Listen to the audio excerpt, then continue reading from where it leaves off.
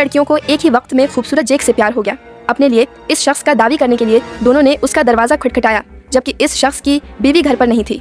वो बारिश से बचने का बहाना बनाकर कामयाबी से जेक के घर में दाखिल हुई। क्योंकि उनके कपड़े पहले ही मूसलाधार बारिश से भीग चुके थे, इसलिए वो नहाने के लिए बाथरूम उधार लेना चाहते थे।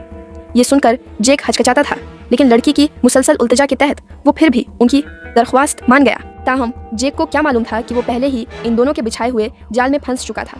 फिर वो गसल खाने में दाखिल हुए और जेक से कहा कि वो तौलिया ले आए।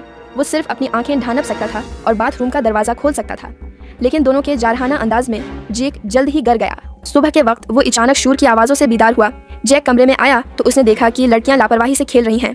पूरा लॉन्ग रूम मुकम्मल तौर पर गंदगी में तब्दील हो चुका था। जेक ने गुस्से से लड़कियों को घर से निकाल दिया। उसने सोचा कि ये मामला खत्म हो गया है।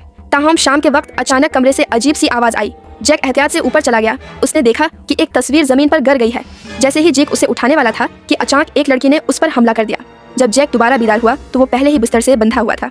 इससे पहले कि जेक कोई रद्द अमल जाहिर करता, एक लड़की इसकी बीवी के कपड़े पहनकर चल पड़ी। जेक ने जल्दी से लड़की से मंत की कि उसे जाने दो, लेकिन लड़की ने उसे नज़रअंदाज कर दिया। इसके बजाय उसने उसका फ़ोन उठाया। इसकी बीवी को कॉल करने की तैयारी कर रही थी। जेक घबरा गया था। जेक उनसे सिर्फ इस वक्त तक वादा कर सकता था जब तक कि वो कॉल नहीं करते। लड़की ये सुनकर उसे जाने देने पर राजी हो गई।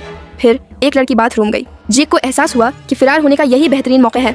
उसने फौरन रस्सियां तोड़कर अपने साथ वाली लड़की को जमीन पर धकेल दिया और फौरन बाहर निकल गया। जेक ने दूसरी लड़की से कुश्ती लड़ी, लेकिन गैर मुतवक्का तौर पर लड़की ने अचानक उसके कुंधे में कांटा घूंप दिया। थोड़ी देर बाद जेक होश खो बैठा। लड़की ने उसे कर्सी से बांध दिया। अभी जेक मायूस होने ही वाला था कि उसका दोस्त दरवाजे के बाहर पहुंचा।